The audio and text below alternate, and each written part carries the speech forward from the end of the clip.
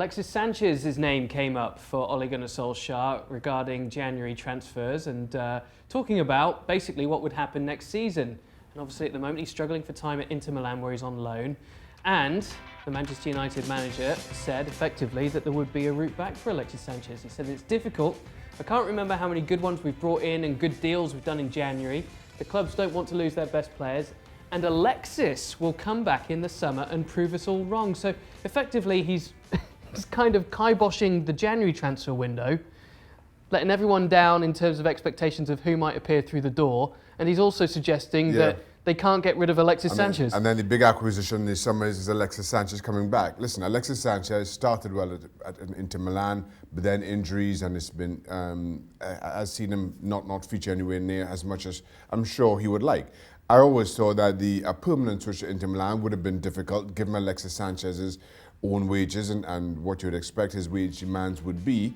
So unless Manchester United were also willing to pick up a part of that, I'm not sure how Inter were going to make that a permanent move. So it was always a case of him returning to Old Trafford, unless he was just that good in Inter Milan over the course of the year that somebody would be willing to splash that amount of cash. Neither has happened. So now Manchester United are faced with the inevitable, and Solskjaer faced with having to put a positive spin on it at the end of what has been, so far, with a few days to go, a disappointing January transfer window. It's a bit strange, isn't it, that you would actually highlight the fact that he's in his plans for next season. Wouldn't you think it would be a smarter thing to say, well, let's discuss Alexis Sanchez in the summer. He's not our player at the moment. Let's focus on what's here. That would be the smart thing to do. But then Solskjaer, who's, for me, has been less and less impressive in what he's had to say. When he first got the job, I thought he hit all the right notes, said all the right things, but now things just seem to get away from him, and it's become quite bemusing. Yes, you're right. Given the continued speculation and about who Manchester United need and are after, and the fact that, as I mentioned, we're just a few days out before the transfer window closes, there's not anything to report. And now you're faced with that, and your response is, well, January's been disappointing, but you just watch what's coming this summer. The same player that we once had.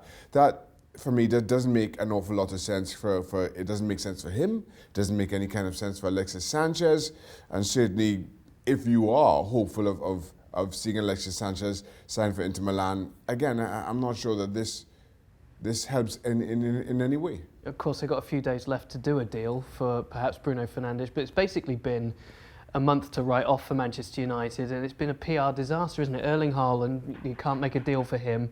Bruno Fernandes, who was the one that they were tipped to say, well, we're desperate, so we're going to overpay. Yeah. Then they backtrack and don't overpay or don't meet the valuation, and it appears he might go elsewhere. So listen, I really don't know what to make of Manchester United and their business. They've had needs, and those needs have been very apparent for quite some time. The thing for me is Manchester United have money, and to get themselves back into English football and Europe's elite, they're going to have to overspend, because given how scattered the project is right now, how do you otherwise attract top talent? I just don't see what the plan is. And while they continue to stick with this, where we're only signing players of a certain age, we're not overpaying, I think you're finding yourself falling further and further behind the likes of Liverpool and Manchester City in English football and all of Europe's elite.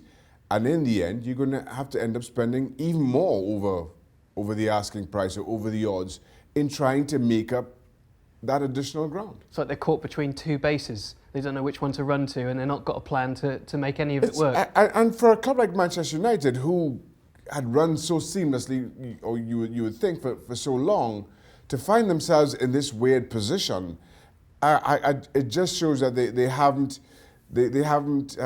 adapted with the times, and it's concerning. Yep, certainly concerning for Manchester United fans. January's almost over. The door at Old Trafford remains open. Thanks so much for watching ESPN on YouTube, and for more sports highlights and analysis, be sure to download the ESPN app, and for premium content and live streaming, subscribe to ESPN+.